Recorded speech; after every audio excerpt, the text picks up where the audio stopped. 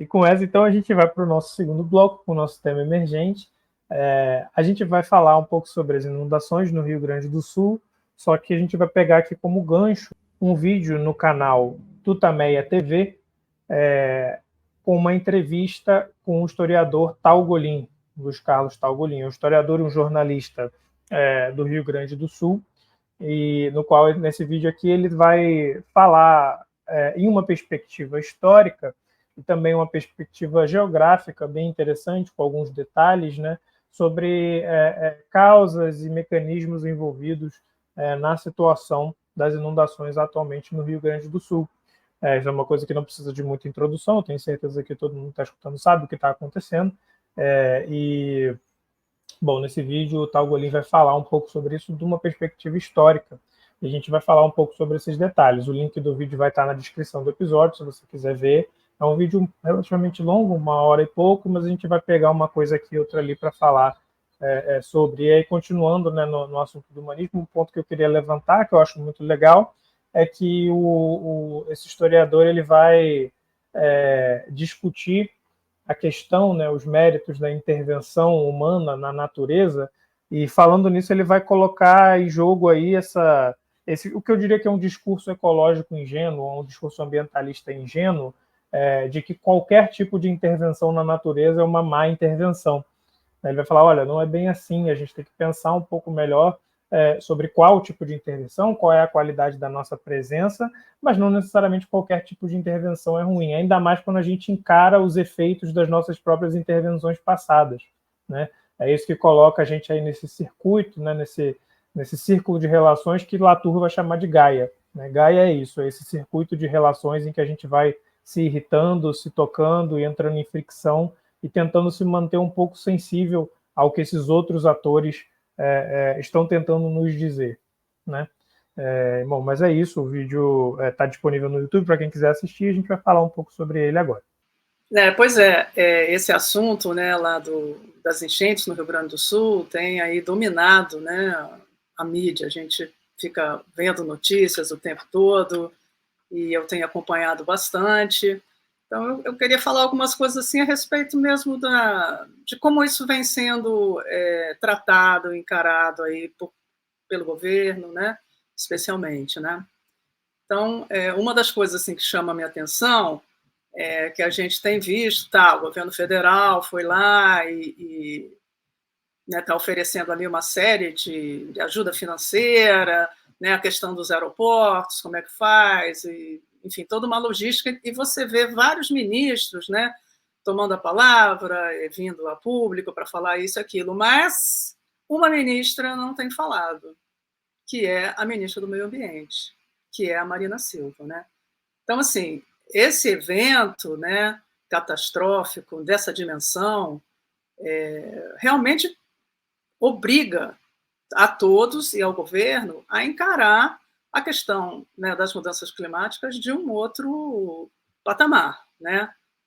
E então, assim, a gente vê que está sendo tudo feito no sentido de vamos então tentar, né, de alguma maneira salvar quem está envolvido e quem foi atingido, né, como é que essas pessoas vão retornar às suas vidas, esse é um grande problema, o que vai acontecer com a economia no Rio Grande do Sul, etc. e tal. Mas muito pouco está sendo falado no momento, assim, de como realmente mudar, né, replanejar a nossa economia, né, a nossa organização como país, para enfrentar esse novo momento do mundo, que isso aí chegou e para ficar, né? E a gente tem falado muito da questão do Rio Grande do Sul, mas também houve uma seca, né, no Amazonas, horrível, né? E que exige realmente um outro paradigma de como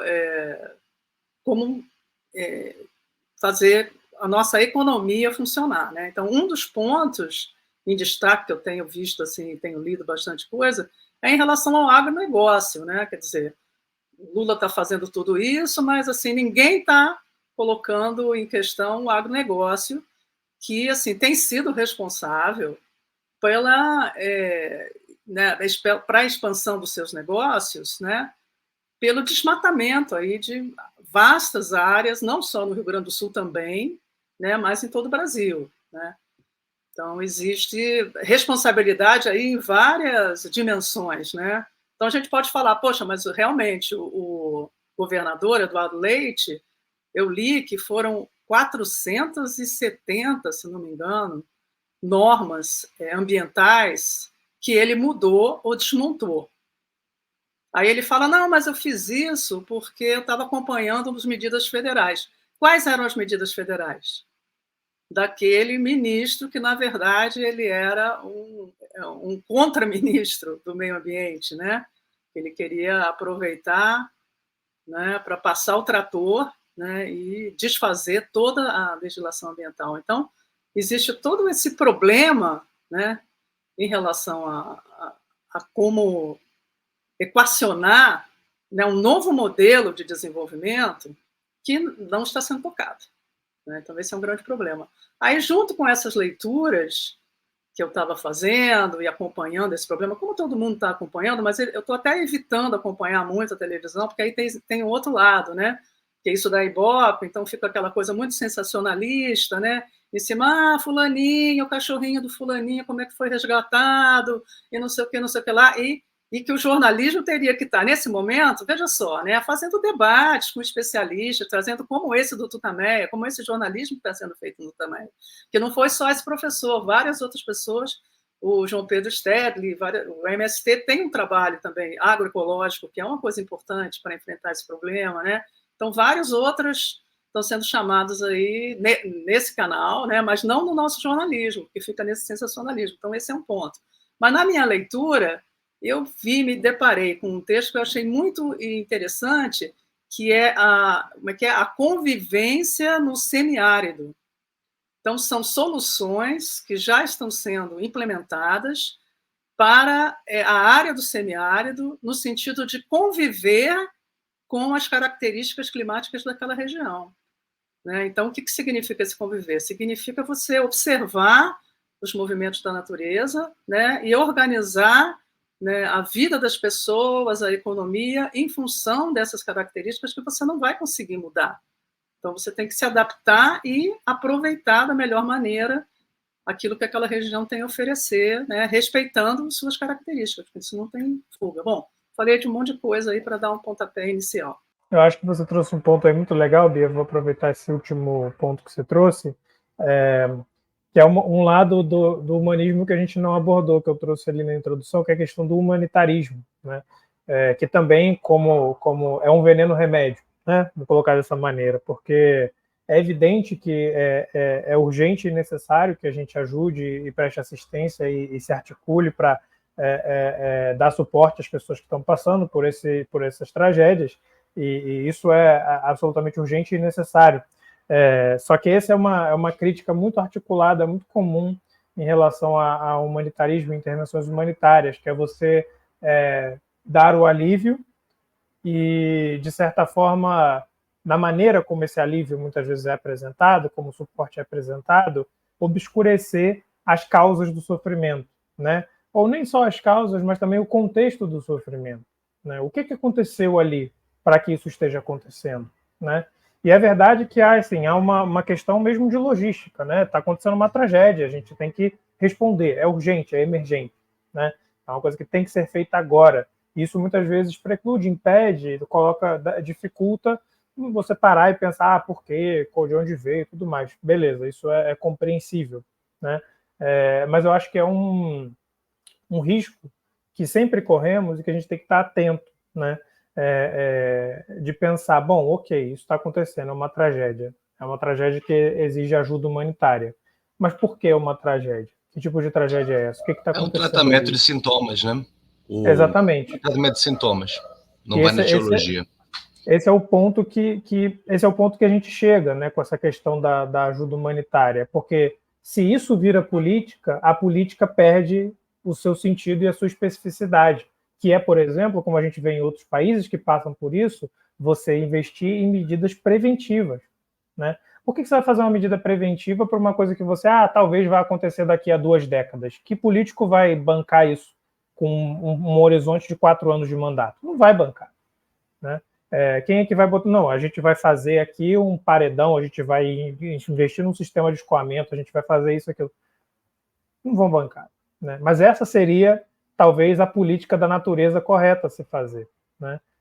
Aquela que pensaria em nós, como espécie, a longo prazo, não nós, como população, dentro desse período agora de governo, ou nós, como população agora mesmo, né? Que acaba sendo contra-instintivo, é anti-instintivo, mas parece que é isso que a gente tem que ser levado a pensar. A gente está no momento agora da tragédia, da crise, em que tudo tem que ser feito no presente, mas se a gente não pensar no que vai acontecer depois, isso vai se repetir, e vai se repetir.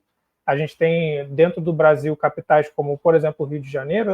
Eduardo Paes recentemente já anunciou outro plano de estender a região portuária mais para dentro do mar, mais do que já está.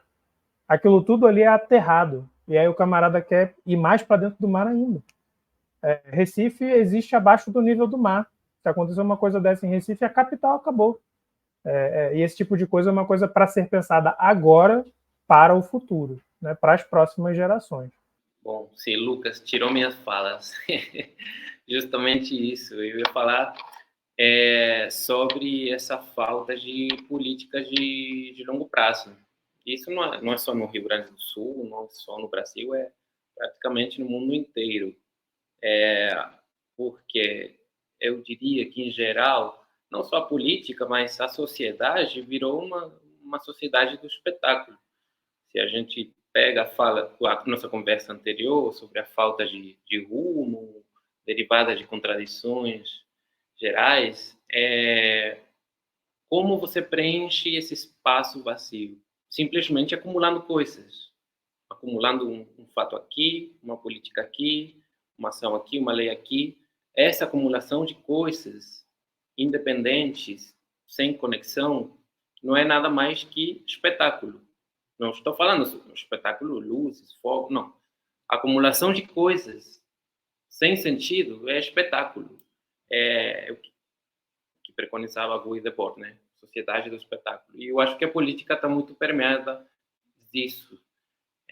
O próprio Eduardo Leite, né, confessou que ele estava mais preocupado de outras coisas, mesmo sendo advertido sobre o que poderia acontecer, que é até uma confissão quase que de crime, né?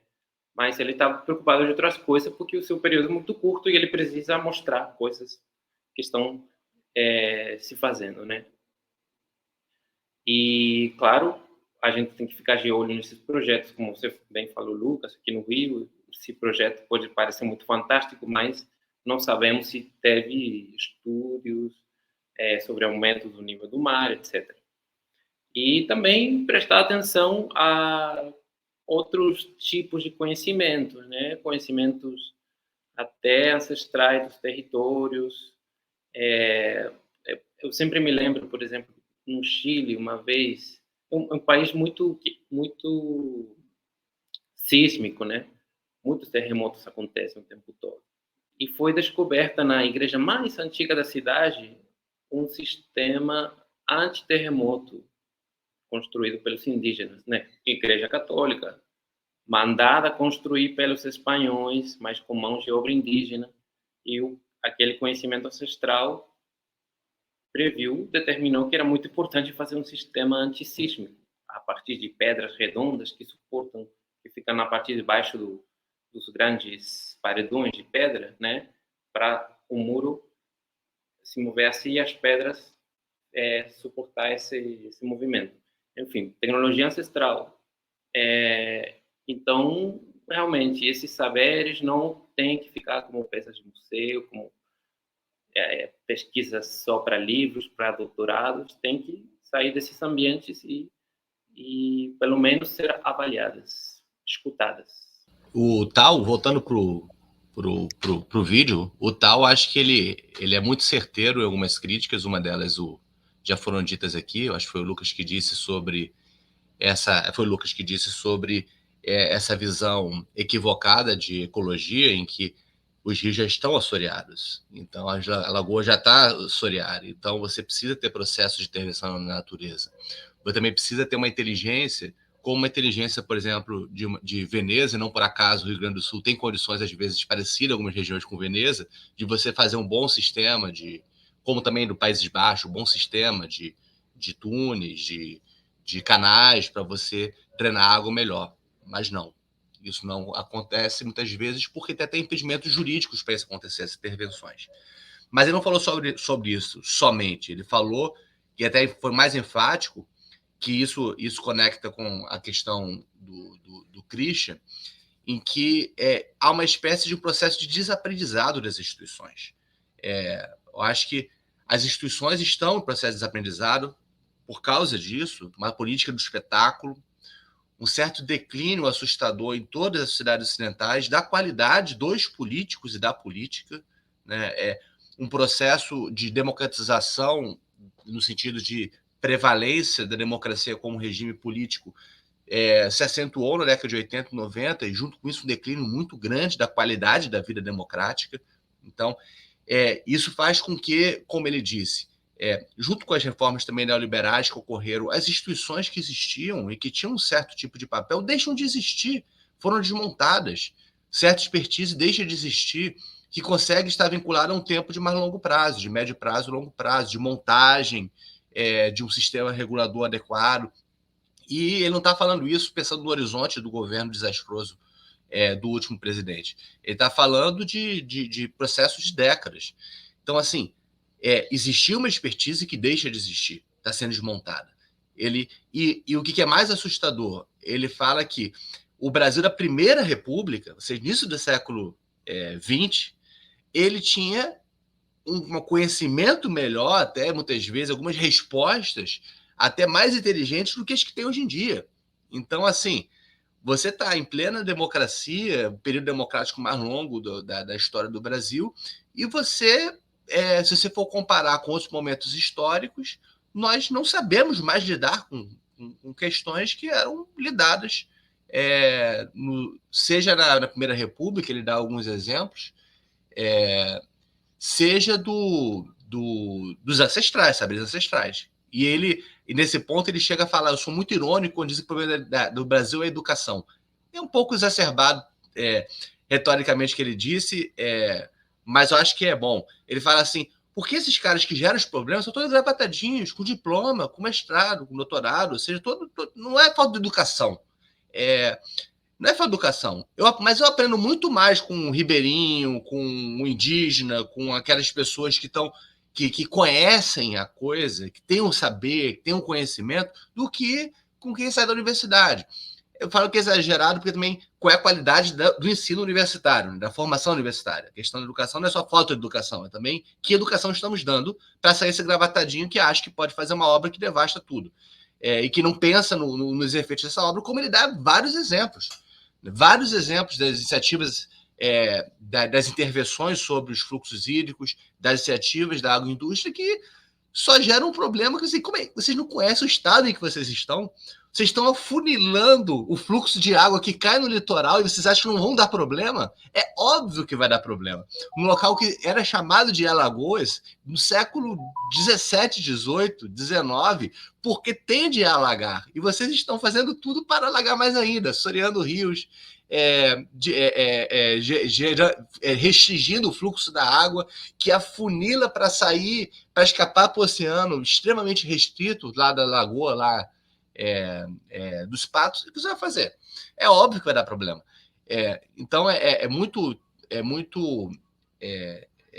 bizarro você ver o nível de desaprendizado em diversos níveis. Seja o mais curto, que é de não conhecer as instituições, seja também de não saber aprender com os saberes ancestrais de pessoas que são, como dizem, cultos, muitas vezes cultos analfabetos. E não há uma contradição nisso, não é um paroxismo. Max Weber falava dos especialistas sem espírito, né? E os hedonistas sem coração. E aí, citando Nietzsche, eu acho que é perfeito isso. Esse nada se acha o cume da civilização. É assim que o Weber fala. E isso leva a um certo tipo de humanismo, né? Rasteiro, comezinho, que é isso, esse nada, esse especialista espírito, eles são nada que acham que estão no cume da civilização e podem fazer as coisas como bem entender. Isso me leva acho que ao último ponto em relação a essa questão, sobre a mudança da economia, da forma como a coisa funciona, da sociedade. Eu acho que uma parte do problema tem a ver com cristalizações culturais muito grandes, né? E certos tipos de práticas. Eu acho que é um pouco a questão olhando por um viés pragmático. As coisas, quando são feitas e passam a ser feitas, geram trilhas, geram caminhos que as outras percorrem. E algumas vezes se cristaliza de uma forma que poderíamos chamar como hábitos, mas não é só hábitos, né? São coisas que são feitas e acabam sendo replicadas, que são muito difíceis de serem mudadas. Se tornam segunda natureza. E isso é muito complicado, né? Você pensa, por exemplo, você pega a cultura urbana do asfalto. Quando chegou a entrar no Conversa Ateliê anterior a isso. As pessoas já pensam, tem que botar asfalto. Mas por que botar asfalto? Assim, é um caminho que é percorrido, que foi percorrido, mas por que não se pensa de outras formas a cidade? Não, mas a cidade é do asfalto, a cidade é do concreto, a cidade é do carro, a cidade... Então as pessoas já têm um certo tipo de padronização de perceber as coisas, que há uma restrição muito grande da imaginação. A imaginação de solução de problemas. E isso leva de novo à questão do humanismo, que eu acho que a tradição humanista, se você for conectar com um quarto fio que o Didier Fassin não colocou, que é do movimento romântico, o movimento romântico é de uma explosão de imaginação do humano, inclusive de reintegração com a natureza, extraordinário. E isso faz parte também do mundo moderno, isso faz parte da tradição humanista. A gente tem uma restrição muito grande de imaginação, que não é só imaginação poética ou estética.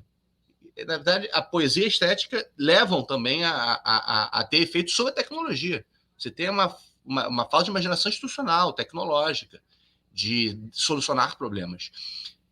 E nesse caso, quando você pensa na agroindústria, quando você escuta as pessoas, digamos, comuns, no sentido de não versadas em questões ecológicas e tal, era mais que você vai para o interior, as pessoas vão falar, as pessoas bem-sucedidas são aqueles que fazem grandes fazendas.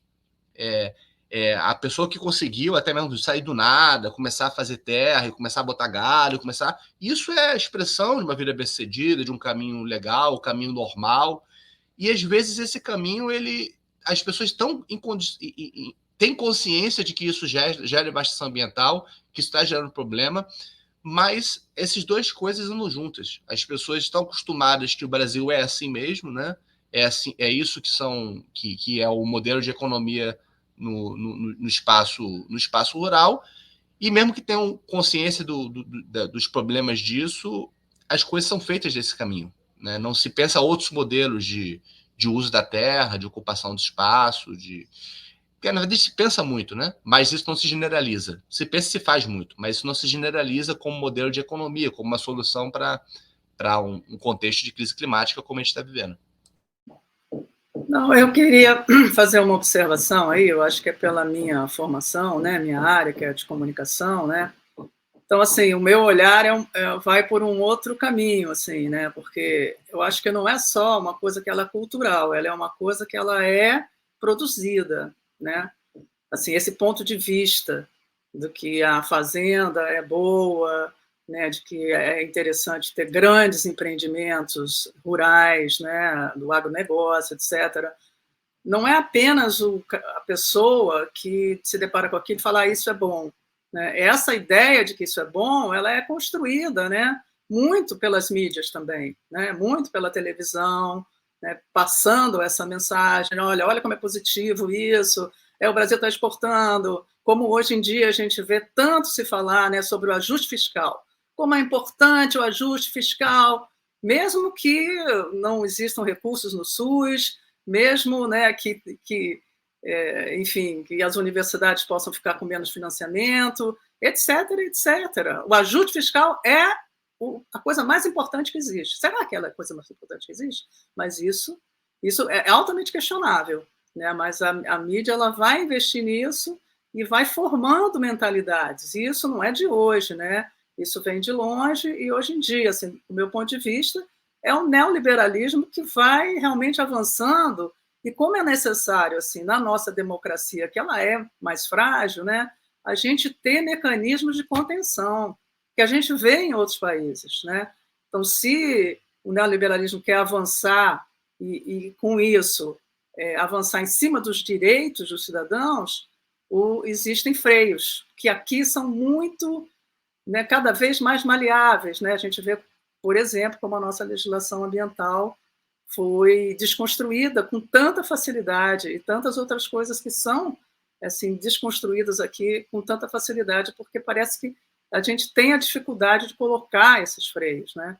Então, de um outro lado, um outro aspecto que eu queria levantar também, que com essa enxurrada de informações que eu recebi sobre essa questão ambiental aí nessas últimas semanas, né, mostrando exemplos fora do Brasil que são fantásticos, que o Brasil pode copiar também, né? Eu falei de um exemplo bom no Brasil, que é essa questão da convivência no semiárido. Então, nós também temos aqui capacidades e tecnologia, alguma coisa sendo desenvolvida, só que, como eu falei, eu vejo uma avalanche de destruição que parece que a nossa democracia tem poucos mecanismos de contenção, né? Então, eu vi, por exemplo, que em Berlim eles estão fazendo com que a cidade seja muito receptiva à fauna.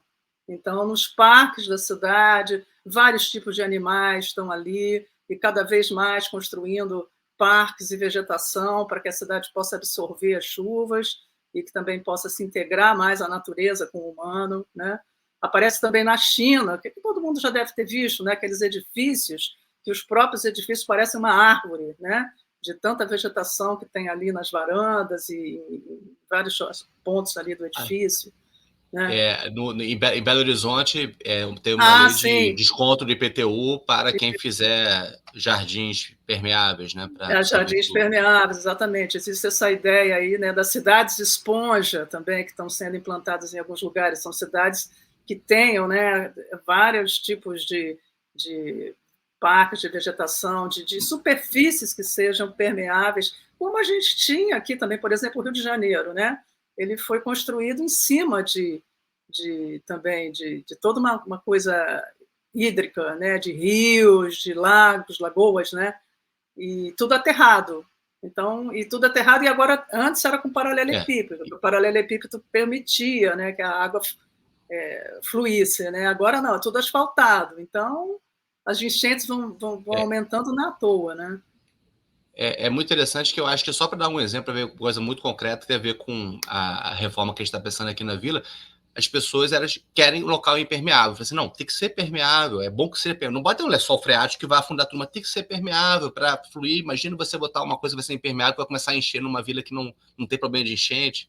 A gente está no meio de uma mudança nos índices pluviométricos e tal.